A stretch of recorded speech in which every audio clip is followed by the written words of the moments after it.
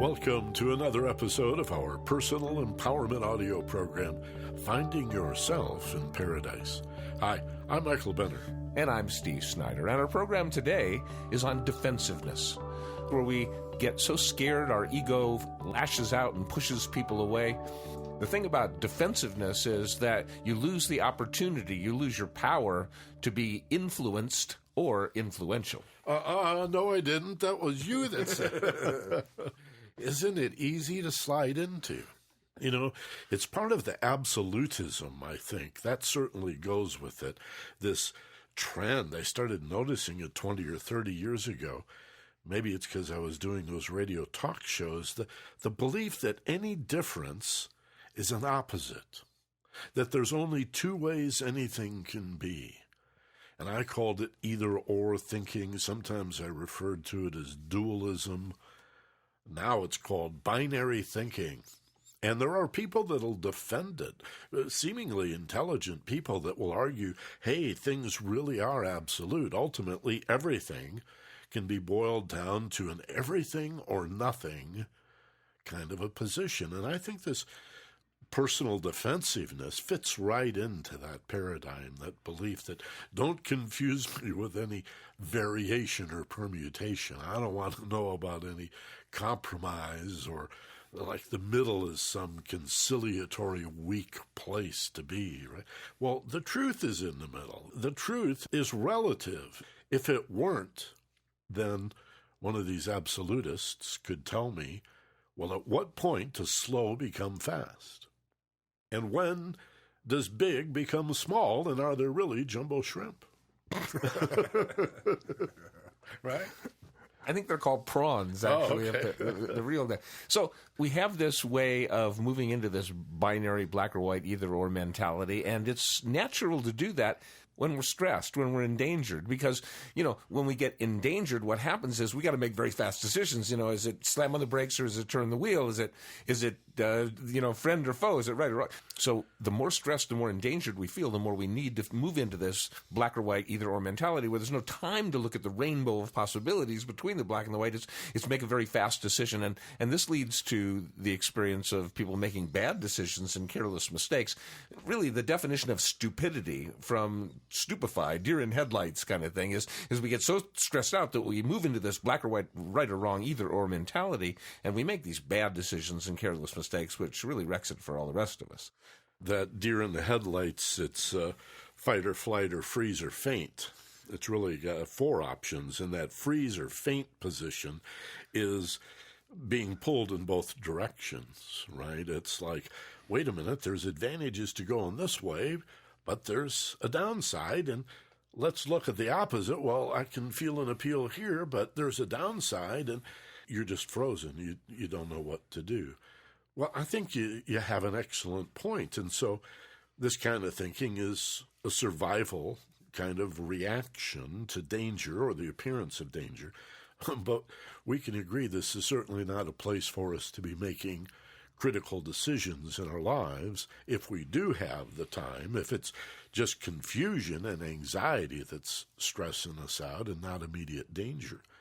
We can consider the third way and the fourth option, and I think this is, sometimes we call it creative thinking. I think it's a fundamental critical thinking skill that in order to get past and to get over and to open your mind in this way, we really need to take a look at the nature of defensiveness and the idea that if I'm not absolutely right, I must be absolutely wrong. And I know I'm not absolutely wrong, therefore you must be wrong because you disagree.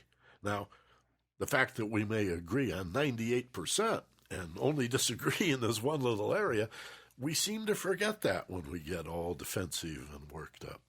It's true, and what happens is we sort of get like blinded by the ego need to have what it wants, to have what it needs, to have what it feels like it deserves. You see, what happens is when we get defensive is our ego is expecting to be treated with a certain amount of respect, a certain amount of dignity, a certain amount of love and affection and attention and appreciation, and all of a sudden we're not getting the amount we need. We feel like we deserve more than we feel like we're getting. We feel like we're being attacked. We feel like our credibility or our intelligence or our knowledge base or whatever it is, we feel like we're being attacked. Now, when we feel that way, what happens is the ego gets very, very powerful.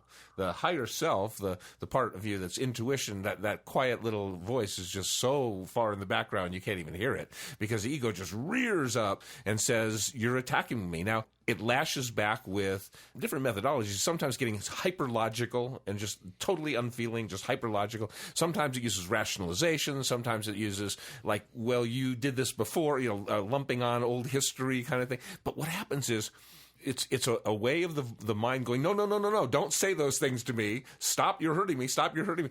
And lashing back to take the emphasis off of me and put it back onto you. You're hurting me. The most important thing to understand about defensiveness, really, though, is that it's almost never even mostly about what the subject is you're defensive about. It's the pain you're experiencing because you're not getting the love. And I read, I think, such a great concept, and that is the best thing to do when somebody's being defensive, you're experiencing somebody being defensive, and, you don't want to say you're being defensive, because then, obviously they're going to get even more defensive. What you say is, does it feel like I'm attacking you? I think that's very cool, because it puts it back on me, and there's nothing wrong with you. Does it feel to you like I'm attacking you? And then they get to open up and say, well, yeah, it does. And then I get to say, well, I really want you to know I have tremendous respect for you in 98% of the, and I love you. All the good stuff, so that the ego now can feel like, oh, really, there's only this little bit at risk. There's not her whole opinion of me or his whole opinion. There's only this little bit at risk. Now the ego can calm down again. There is a lot of this around anxiety disorders, as you've already said, and certain personality disorders also. The borderline individual, for example, the narcissist, the person even with a little touch of sociopathology, if you will, are people that just can't be wrong, and therefore believe they've got to be right, grant themselves this sense of superiority as a protection, as a way of permanently defending, hey, if you disagree with me, you've got to be wrong. I'm not even interested in your argument, because in order for you to be right, I have to be wrong. Again, in the presence of high anxiety, the brain will see it as danger and go to this fight or flight, right? One or the other, you're with me or against me. And it's only in calm moments that we can relax and say, well, maybe there is a middle ground. Maybe I can just go to the ball game and enjoy a nice game and not need one side to be the good guys and one side to be the bad guys. I think, Steve, if we look at the need for this, I think it'll help us to understand why we tend to do this.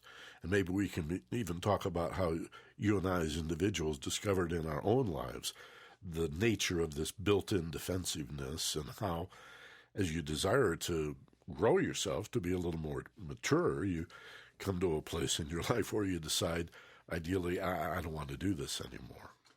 Yeah. I'd like to give this up. So. Hopefully sooner rather than later. But yeah, it's a challenge. I mean, I had a lot of issues with it as a kid, playing basketball with the neighborhood kids and saying I got fouled when I didn't, because I missed that shot so bad. I didn't want to look like I was that bad at basketball. But I pretty much worked through most of it. But I had a huge issue with it just 5 or 6 years ago when Teresa and I first moved here to Hawaii. We moved and we bought this piece of land out in the remote part of the island, and we had to have local people build us a shelter to live in, and the basic structures we needed to live on this land. So we hired these local people, and to me, What I was concerned about was what they would think of me, because like they were going to gossip about me, you know, and they were going to tell all the people that lived in this, including the local Hawaiian people, you know, and I was nervous about how I was going to be perceived, this white guy, this haole coming in, and you know, I wanted to make a really good impression on all the Hawaiians. I wanted to be the friendly guy. I wanted everybody to like me, you know, and it became really important to me that I make this wonderful impression, like I'm the coolest guy that ever moved in this whole area. And so what happened was, when I interacted with these local guys that were working for us, they were trying to take advantage of us. They were trying to take advantage of my wife's generosity. They were trying to take like double billing, and they were doing things that were unethical. But I didn't want to say anything bad to them. I didn't want to have them think bad about me, because, you know, then the word would get out that we're these snobby rich, you know, and we're not these nice. So I actually allowed the need I have to be approved of by these local kids, you know, that were working on our house, to be more important than my marriage, to be more important than my wife not being taken advantage of. I not only didn't protect my wife, I actually contributed to those people taking advantage of her because of how. And then when she would accuse me, honestly, you know, saying to the truth to me that, hey, you're not taking care of me. You're siding with them over. I would argue. I would show her how important it is that we needed. I was a fool. I mean, I almost wrecked my marriage over this need I had to be approved of. And I think on some level, when I finally got it, I realized, boy, how safe I felt in my marriage, that I could risk that with her, that I could risk, you know, doing that to her, feeling so safe that she wouldn't leave me. But what came to realize, of course, was this defensiveness was this really immature part of me that needed to be loved by people who really don't give a damn. You know, they really don't matter. I mean, they're not even around anymore. I risked my marriage over how strangers would see me. You're being really candid, but I think we should point out you were not conscious of what you're doing. You are now, yeah. But you weren't then. No, I really wasn't then. I was just trying to be a nice guy, you know. That's what I was trying to do. But I was blinded by an ego thing, and that's the most insidious part, is that you really don't see yourself. You get into this high-stress mode, and it wasn't until I was able to take a deep breath, step back, and realize, it was in a very intense conversation with my wife, I realized that, wait a minute, I stepped out of the we and went into a me thing here, and if I step right back into the we thing, it all goes away. It's like, no way would I defend them against, you know, no way would I have that kind of a shift in priority in my life. Once I could step back, take a deep breath, and really see the situation, I was able to clearly just see how absurd my behavior had been. So the fact that you had different points of view or disagreed on this is really almost secondary to the need you had to be accepted and approved of by other people. Right. By specific, not other people, because I'm accepted and approved of by other people all the time. That's what I do for a living. I get on stage and people approve of me, and I get applause and I get awards and all kinds. But your neighbors. These particular people. I was planning on spending the rest of my life in this little tiny neighborhood, and I wanted all the people that lived in this little tiny neighborhood to see me in a very special way. Yeah, well, I think this is very common. I think it's a stage that everybody goes through. A lot of people remain stuck in, never really do mature out of it. But look at the process. You made a decision, I would say on a series of occasions, to bring this from the unconscious into a matter of choice. And when it was clear to you, the choice was an easy one to make. Well, if my wife feels that I'm betraying her over something this petty, need for approval from the neighbors, then I better get on board and acknowledge that, even if we do disagree, even if you do have a different view. Because the ability to disagree, I think, is important, but we're talking about something different here. We're talking about one partner feeling betrayed and the other one not recognizing this unconscious behavior, creating distance and separation, risking the whole marriage. I think that's a fascinating story to consider. Yeah, it was a huge wake-up call for me to really get that. My wife worked really, really hard for her money. I mean, and she put in 70-hour weeks, I mean, she really worked. And here I am disregarding how important her money was, saying, oh, it doesn't matter that we waste a few extra $1,000 on these people who are ripping us off as long as they like us. It's like, it was a very stupid move. And from that, I learned one of the most important lessons I've ever learned in terms of a marriage, and that is her emotions have to come before my logic. That if I start getting into logic and not dealing with the fact that she's hurting, feeling betrayed, if I start getting logical and more logical, then it's gonna implode. Yeah. It's just gonna fall apart. I've had that argument, and I've had to concede that you're absolutely right. Again, as a man, it's in my nature to want to be, hey, first of all, let's settle this logically and reasonably. Then we can get to your emotions. Yeah, you're a petty little... no. Wouldn't that be nice, though? Wouldn't that be nice? And yet, what part of me is telling me that logic should prevail? It's my logical mind. Right. Of course, it's biased. Again, it wants to win. So it's a sad form of defensiveness, really, to say to your wife or to a woman, we'll do your feelings in a minute. That's all subjective. Let's deal with the objective reality that my mind has already figured out. That's not the order to go. The emotional nature, there's just no question about it. That has to be acknowledged and dealt with, communicated around. You have to listen, guys. And am I generalizing when I talk about the need for men to be logical and the tendency of women to lead with their emotions? Well, yeah, of course it's a generalization, but things that are generalized are generally true. So, to whatever extent that's true in your life, there's something there for you. And if there's an exception to the rule, maybe you're a guy that leads with your feelings or a woman who relies on your logic. I'm not saying you don't exist or you're backward or anything. I'm just talking generally about our approach to things. And this is a patriarchal society. It's run by men. And so, again, we have this bias in the society. And it, too, is part of this defensiveness that I'm right and you're not being reasonable at all.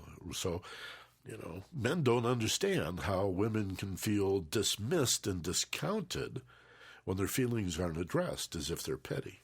Yes, and of course, defensiveness doesn't happen only between men and women. It can happen between two men, certainly between two women. But the issue is I need from you approval, I need love, I need somewhat unconditional, I'm okay with you-ness. And when you break that and give me like you're not okay with, then all of a sudden, not only am I not okay, I'm bad, I'm terrible, I'm wrong. Ego goes crazy and thinks that everything's on the line. My whole self-esteem is on the line. Survival.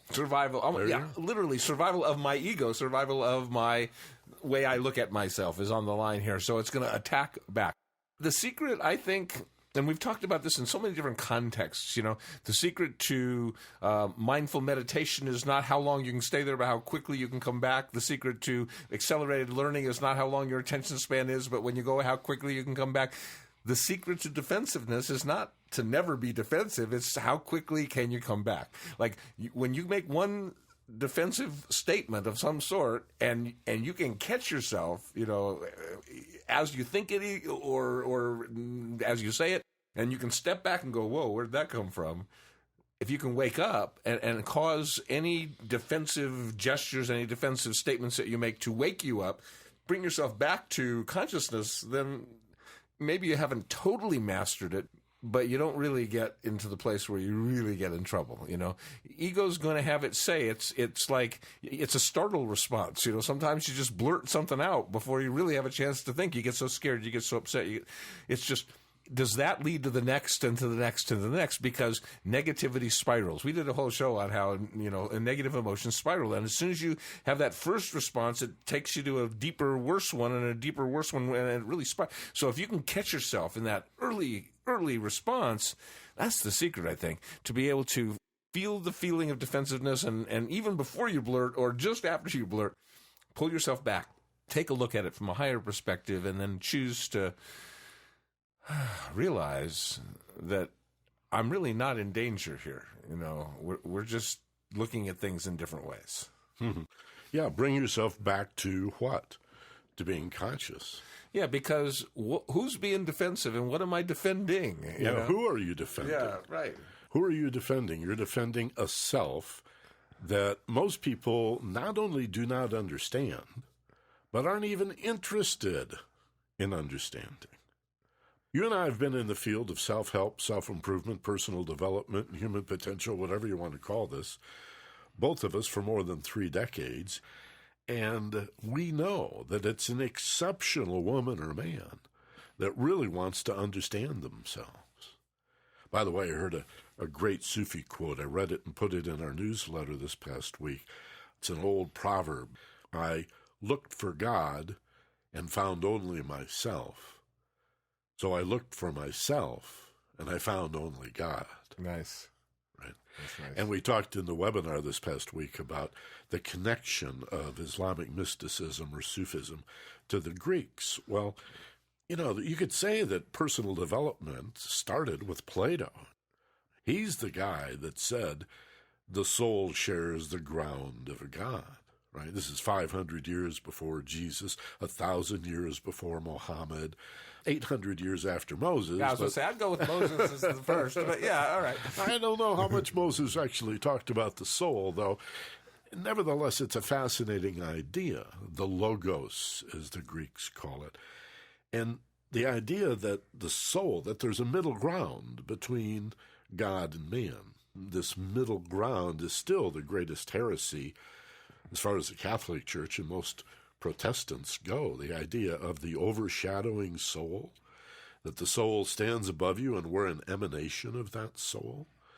That's, pre-existence of the soul. That stuff's heresy. The church burned and waterboarded a lot of people over that so-called mystical belief. But really, it comes from Plato and, of course, the Neoplatonism of Plotinus as well. And the relevance to all of this, again, is going back to the need that we have to defend the false self, the lower self. The ego is simply the part of us that identifies with the mortal coil, the mortal being that is in constant flux and change anyway. The Greeks thought it was hilarious that we'd think there'd be truth in anything material when it keeps changing and dancing and eroding and aging. Heraclitus said no man steps in the same river twice. It's always occurred to me, really, throughout all of my adult life, that mastering defensiveness is really the key to living on earth effectively. Because, I was raised Jewish, and we have this, maybe not among the most Orthodox, but among the conservative and reform, a lot of us have this sort of, raised with this sort of belief that there's no hell. Jews don't really talk about hell. And there is this heaven thing, but you don't get right into it. You got to go through this judgment day thing. You got to go through this you and God, and, they talk about it in Yom Kippur. You atone for your sins. All that. It seems to me that in that meeting, if that ever, if that's real, in that meeting, being defensive would be like, you'd have to do it again. You're going to argue with God. Yeah. You wouldn't get to pass. If you don't, it seems to me that would be a good argument for like reincarnation. Nope, you didn't pass. You got to go back and do it again, or you got to work this through with God until you finally. It seems to me that the ultimate lesson in life is to learn to accept life without feeling attacked by life, to feel safe enough. And that, of course, would come with knowing that you're just an emanation of this soul that is pre-existing and is always existing and is part of God and is God. And once you do that, then like being attacked about this little petty thing doesn't really mean anything anymore. So instead of waiting till we die to get on our knees, we should get on our knees now. It seems to me that those people that really make it in life are the ones that do that. Yeah. The ones that like get it now that we're part of this God thing. But not merely before the Supreme Being in its totality, but on our knees to our fellow man. Yeah.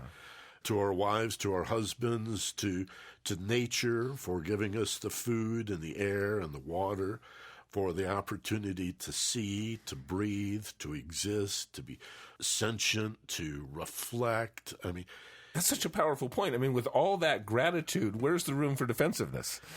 What you feel so safe in the world when you're that grateful that you don't have a need to be defensive. Exactly.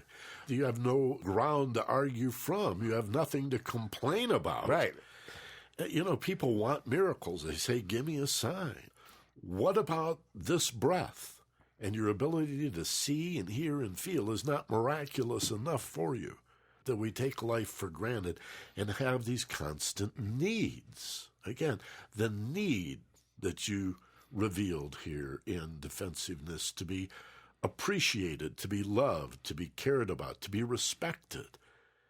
I think it's only been 10 or 15 years since the word dissed entered the urban lexicon. And to be dissed means if somebody looks at you wrong or wrongly with that attitude that is totally a matter of your own perception. Stink eye, I think they call it, something like that. Yeah. They dissed me, see? So, they arrest the gang kid for capping some guy, and they said, well, why'd you shoot him? You didn't even know his name, and you just shot him. Well, he looked at me. He dissed me, right? Well, now, disrespect. How can somebody disrespect you if you have even a modicum of self-respect? Or why would you care if they did? Exactly. So if somebody can disrespect you, it's evidence that you don't have any self-respect, that you're addicted to the need for other people to supply for you what you have been refusing to supply for yourself. It's up to each of us to find reasons why we deserve self-respect, and then, once we grant that, at least to some degree, we're bulletproof. Somebody can diss you all they want, talk about you behind your back. What difference does it make if you know the truth? But that's scary, at least initially, to the ego. To be that non-defensive feels sort of vulnerable. Yeah, if you know the truth, then what happens is as soon as anything triggers you becoming defensive, you get, well, this isn't about that thing we're talking about. This is about a hurt I have. As soon as you really get what defensiveness is and you feel it, then you know this isn't about the money, or this isn't about the date, or this is about some way I'm feeling dissed. This is about some way I'm feeling not acknowledged or put down, or this is exposing some shame I feel inside of me. And that's the bottom line. If there was nothing inside me that was wounded, then what you're doing when the poking wouldn't hurt. There's some shame. There's something I haven't handled inside of me that I'm afraid that I'm not as good, or I'm afraid if you think I'm not as good as I think you think I am, then it'll diminish me in some way. Underneath it all, with defensiveness, comes the little child inside of you crying in hurt. So what a great opportunity to heal yourself. One of the most wonderful ways we can heal ourselves is to determine what hurts inside of us. Where's the shame, the embarrassment, the remorse, regret? Where's all that old stuff, that old crusty stuff that's still leaking, still in our cells and still leaking? How valuable it is to identify those things and to shine the light on them and to heal them. I mean, one of the most powerful things we can do is find our hurt and heal it. There is a strategy, probably several. One comes to my mind right now that we can use real effectively to pursue an argument in the best sense of the word, a discussion where two intelligent people disagree. And maybe not about personalities or about the nature of who you are and the way you behave, but maybe on some other issue, some social, political issue, the weather, whatever. Politics or religion are usually two good ones. Those are tough for most people. They really are. But if we would we can get away with a lot, I think, in terms of disagreeing with people who tend to be defensive, if we would but acknowledge their position at the beginning of each of our statements. That's huge. And find anything that you can agree with. It's really helpful. You can toss them the littlest thing. Go out of your way to find one little thing to agree on. Say, well, boy, you're really right about that. The sun does rise in the east. Actually, the earth is turning, but yeah, I know what you mean. I get that. And they drop their guard. They put it down. The ego's so fragile that, you've immediately caused it to relax, and now you can come in to make your point. It's different, but you've couched it in these terms of giving them the respect they need. It's pathetic that they need it, but nevertheless, it doesn't hurt to give them It's huge because, again, that ego thing starts an emotional negative spiraling down. And if you give them a compliment or an agreement or anything that, sends the ego going off in the other direction, wait a minute, that's incongruous. And it creates confusion and it stops the process of the spiraling down. Anything you can do to throw them a little off guard, like what they're looking for, a defensive person is looking for a fight. They're looking for, a way to attack back. They're being attacked. They feel like they're being attacked. Again, I think the most disarming statement you can make to them is, does it feel like I'm attacking you? Because it just makes them realize I'm not saying anything about what you're doing. I'm asking you to look at me and tell me what I'm doing. And that shifts everything around. That takes all the onus off of you being bad. It gives you the power to take the next step in what we're doing here. You can say to me, well, yeah, I do feel like you're attacking me. And then I can tell you how much I respect you and how much I admire you and how on this one little thing maybe we're disagreeing, but this has nothing to do with my overall opinion of you. And I can totally disarm you and your defensiveness in that way. I've never used that particular phrase. I'm going to try it. I like that. I'm wondering how often it would embarrass the other person, though, make them self-conscious. Aren't you sort of like Toto pulling back the curtain here? You pick your battles in the right places and maybe not in front of other people, maybe just with the one Don't use person. it to intimidate them. Yeah, it's not like saying, are you being defensive? Which is going to create them being even more defensive. Or you don't need to be so defensive. Yeah, which makes them even more defensive. Right. It's like I'm not being defensive. Something's going on here, and I'm wondering, am I contributing to it? I'm wondering, am I doing something that's making you uncomfortable? Am I doing something making you uncomfortable is another nice way to say it. The bottom line is take the energy off of you being pushing something at them and ask them to offer something to you. Changes the whole energy. Or it could be something as simple as, you might be right about that. You don't even have What to... a concession to make, you didn't have to totally agree. You might be right. I didn't even say you were. Yeah, you might be. That'll be enough for most people in most situations. For the ego, which really is, it's behaving like a little 8-year-old kid. That's the thing to understand about. Right. Ego does have a more mature side to it, but when it gets defensive, it's at its most immature. Really, defensive is one of the most offensive behaviors, the most off-putting, pushing people away behaviors that the ego has. It's really one of the most self-destructive behaviors of all, and it's really one of the least mature of all ego's ways of protecting ourselves. So who are we defending when we become defensive? It's not the real you. It's what's come to be called the ego, not in the Freudian sense, but it's the way the word's been used in this era of transpersonal psychology, as opposed to this higher self. You're listening to a series of premium audio programs here called Finding Your Self in Paradise. And we make your and self into two different words, and then you've probably noticed in our titles, the self is all capitalized. It's an obvious reference to the fact that you are more than this egoic self. So, who are you defending when you become defensive? It's this ego. It's this false self, if you will. It's the mortal, unreal part of you. It's inauthentic. It plays an important role. Steve's already explained it. It's the part of us that is fear-based, constantly worrying, believing there's some advantage in anticipating problems that haven't even occurred yet, and is basically oriented toward your physical survival. It sees danger in all things, even somebody disagreeing with you. And so it's got a number of strategies. It could be the straw man argument. We should talk about some of these, where they will misinterpret what you've said and then disprove it. And you didn't say that. But they're all hyped up about the fact that they've disproved this false version of what you've had to say. Or circular arguments or slippery. What are some of the other? Slippery slope? Yeah. What do you think of as when people argue with you and you see them going defensive?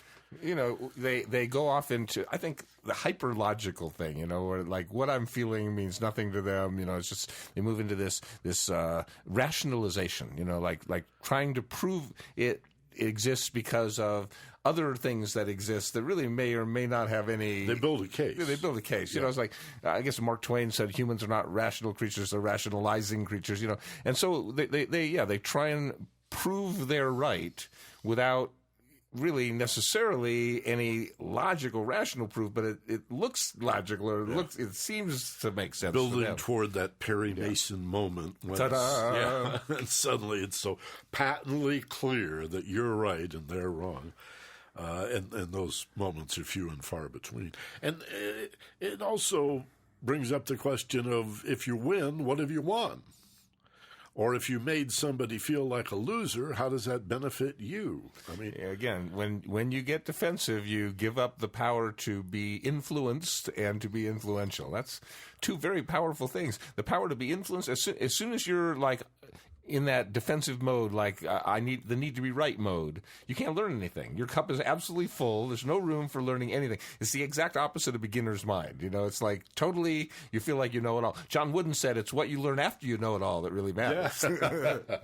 I remember a discussion I heard among motorcycle riders about the left-hand turn, because so many motorcyclists get taken out making a left in an intersection. Then they get T-boned by somebody that was looking for cars.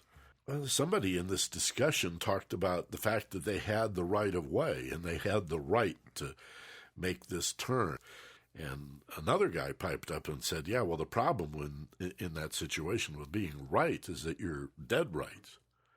And it hit me sort of hard. I started thinking of that in, as a metaphor for what I lose, what I have lost in my life in terms of relationships, friendships, romances, whatever, by persisting with a need to be right beyond all reason, just, tenaciously holding on, determined, as if my whole sense of self is invested in needing to make somebody else wrong in order for me to be right. Well, it just doesn't make sense. It doesn't work, first of all, and it's irrelevant, secondly. I think I used to also believe, Steve, that everybody got to vote in the big poll of whether I'm a good person, or the qualities. Is he smart? Is he attractive to women? Is he a good athlete? Is he effective problem solver? Is he kind, generous?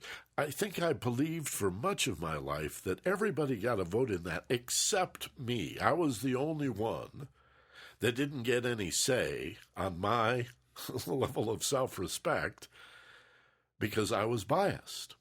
And I had to somehow disqualify, or what's the word, recuse myself, right? Because it would be a conflict of interest for me to respect myself. Now, that's twisted, man. I mean, this... It is, but not uncommon. I mean, no, I think a lot of... I mean, my experience was somewhat similar. I thought, again, when you get to this Judgment Day thing with God, that God's going to know what everybody else thought about me, and if somebody else hated me, then I'd be disqualified. Even God doesn't know his own mind. Right.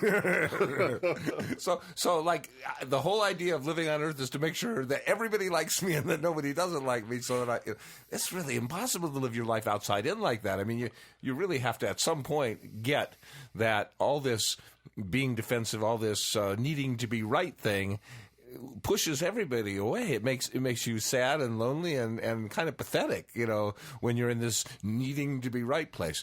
And, what's fascinating is that your body, your physical body, knows how stupid this is. I mean, take a moment and remember a time when you were really defensive. And notice where in your body you feel that. There's this sinking in the pit of my stomach feeling that I get when I really messed up or feeling defensive feels really bad inside your body. There's no warmth to it. It's cold. It's hard. It's dark. The body's saying, no, this is not a good thing. And I think taking a moment and getting in touch with how being defensive feels physically inside your body, it gives you a real clue that there's way better behaviors than this one. A variation on this that I can really relate to is having to be a know-it-all, having to have an opinion on everything, a well-studied, educated, to be armed, right? Where you're not allowed to say, I don't know, basically. Yeah, you're expected to know Right. by nobody but yourself, Right. but you're pretending that everybody needs this from you, Right. like they even care. And I'm going to establish my existence in the world.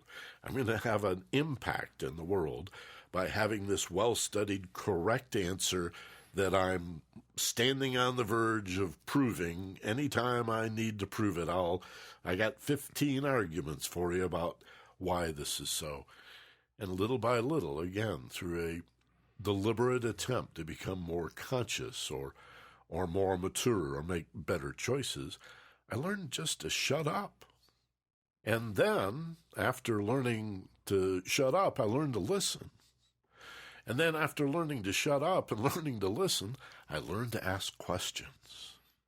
And I think that's when I really started to get free, was when I became more interested in other people and asking wonderful questions, really interesting questions. And that spilled over into my radio career, and when I would talk to college kids who are studying broadcasting, I'd say, if you're in this position as commentator or talk show host, remember, you don't have to be the know-it-all. You don't have to be the answer man. You can be the question guy, because you're there every day. You don't have to demonstrate day after day after day what a brilliant person you are. Let the guest have the limelight. Let the caller be the featured person. They're just there for a few minutes and gone. Don't overexpose yourself. Just be the glue that holds this together. Be the question person. And oh, how free. Then you get to be the one who wonders, the one who apparently knows enough to go beyond demonstrating how much you know. This is real wisdom, I think, beyond knowledge. Wisdom is realizing what you don't know and how rich and wonderful it is to be interested in what you don't know, particularly in who are you? Well, what do you believe? And tell me, why do you think that way? Or why do you feel that way? And not even telling them how I think or feel. Why even bring it up, right? Be really interested in other people. I find it a fascinating hobby, shall I call it, avocation, my interest in other people. Well, certainly when you move away from the need to be right in exchange for trying to understand where other people are or how they're thinking and how they're feeling, that's a very freeing feeling. I mean, the need to be right is a very contracting, very, very shrinking of your world kind of feeling, because what happens with the need to be right is that you start to create bad things happening in your life. You start to create failure, because you see, if you need to be right, you can't guarantee success. You know, you could do everything right and not succeed, but you can guarantee failure. So the people who have the need to be right move into pessimism. They move into this somehow self-fulfilling prophecy of screwing things up. So they get that one moment of pleasure.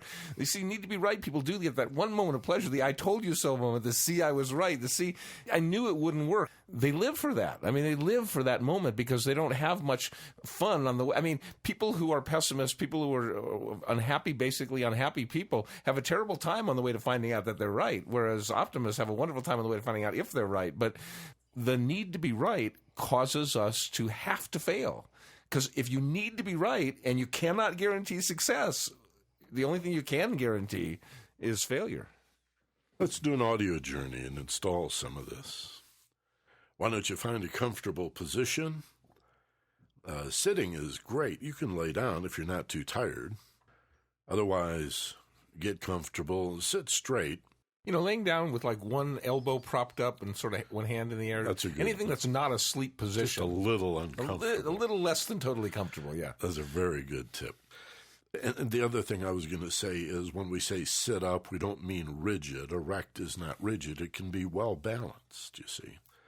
And if you think of yourself as balanced with your shoulders back, you could do a couple of head rolls and shoulder shrugs just to get loose. And then put your shoulders back and find that sense of alignment. And imagine every vertebrae and every disc, even if you have no idea what's really going on with your spine.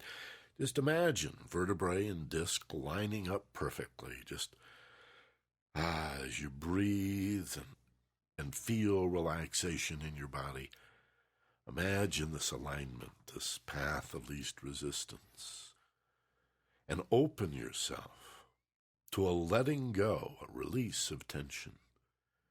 Imagine it's being drained off your body as if you're grounded, and you can actually feel in your body as you allow your breathing now to find a natural rhythm.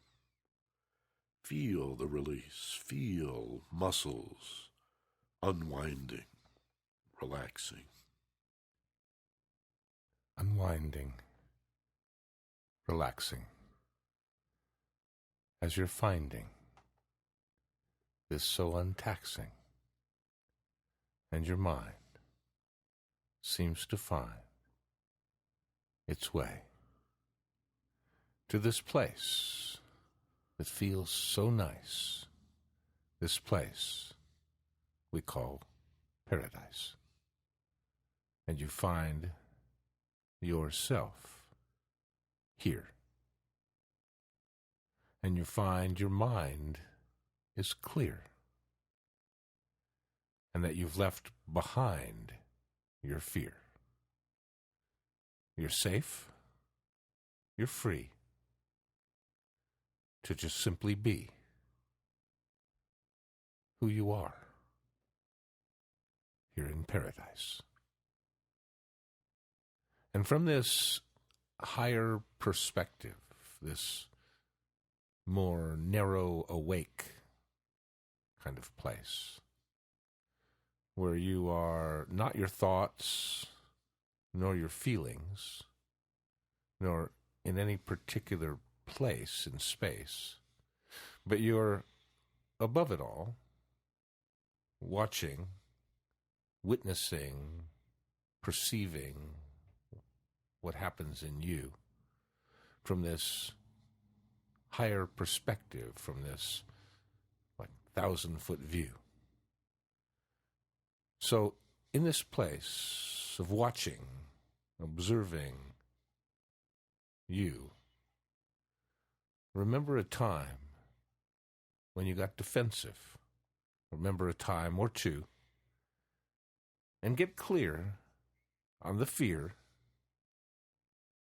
and where you feel it. Get clear on the fear so you are able to heal it. Allow yourself to feel vulnerable. Deliberately drop your guard. That's defensiveness. It's another stage of feeling safe enough to let go.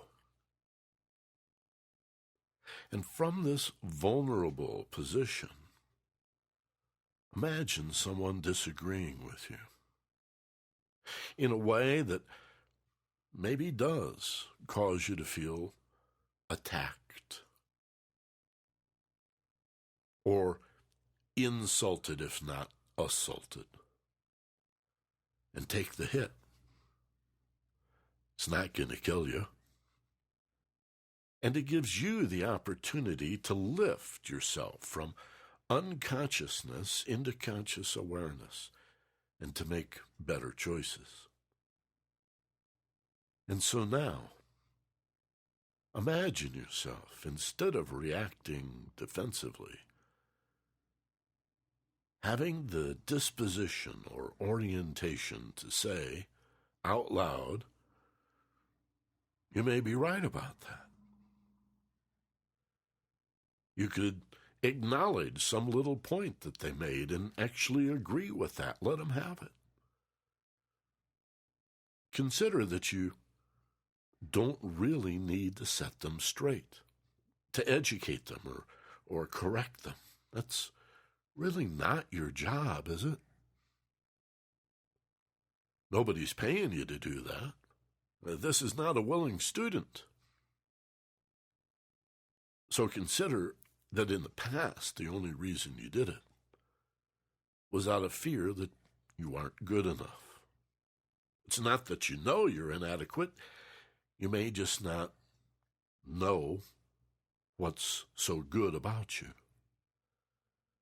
But make yourself the captain of that team, the president of your fan club, the chairman of that committee, to find out what is worthy of respect and love and trust in you. Make that your job.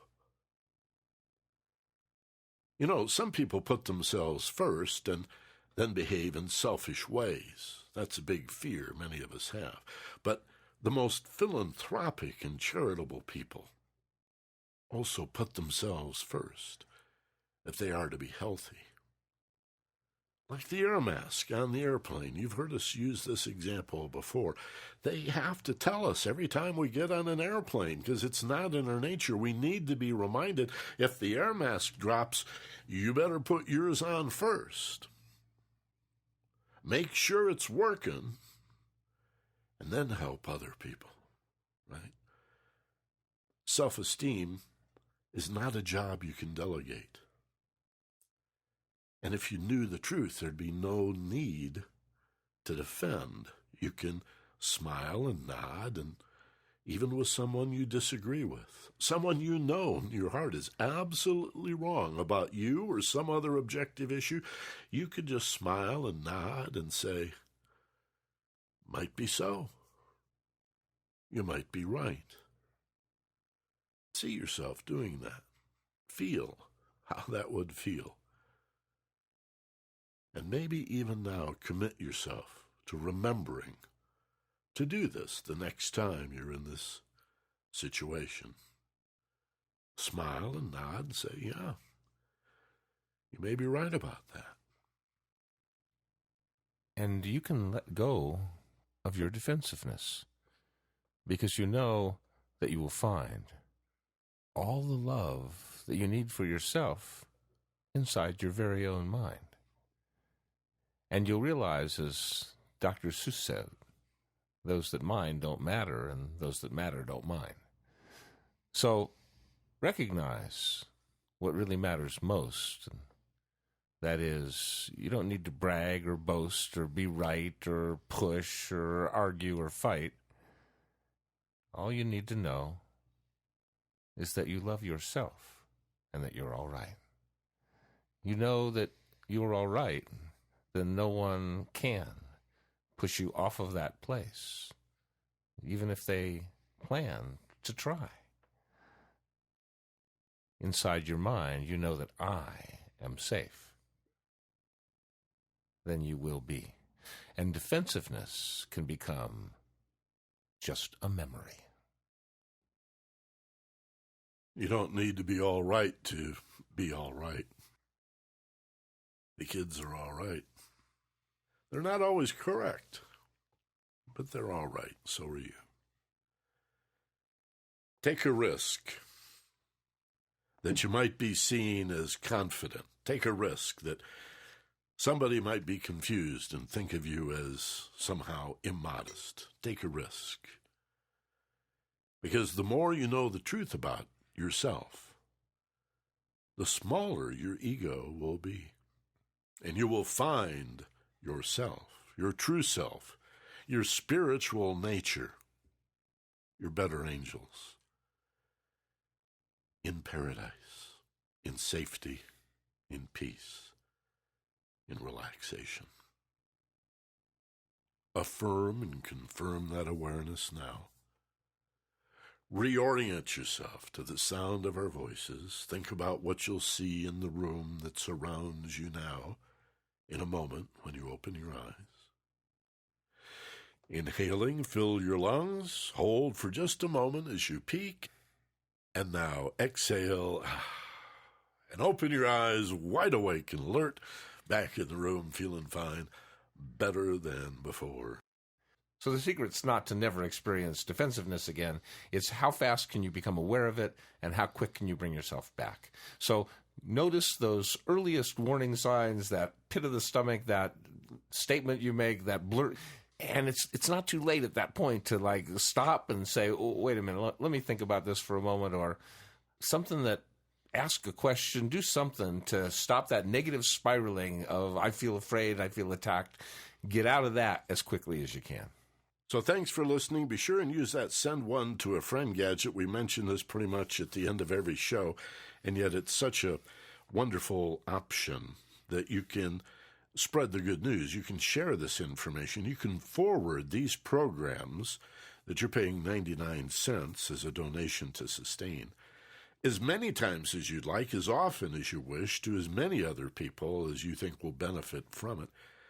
When you listen to a program you like and it reminds you of somebody, log in to focusedpassion.com. Even if you're using your podcast folder in iTunes and hardly ever go to the site otherwise, go back with your email and your password and log in, focusedpassion.com, and there you can forward these premium audios to your friends. And just a quick thought, if you have somebody you think that this show would be particularly appropriate for, you might want to send them a different show first, because if the first thing they get from you is one on defensiveness, they might get a little defensive. So give them something else, a little more upbeat, and then give them the one on defensiveness. Mahalo, thank you for being with us, and as always, be gentle, love life, and take care of each other. For Steve Snyder, this is Michael Benner. Aloha from Maui.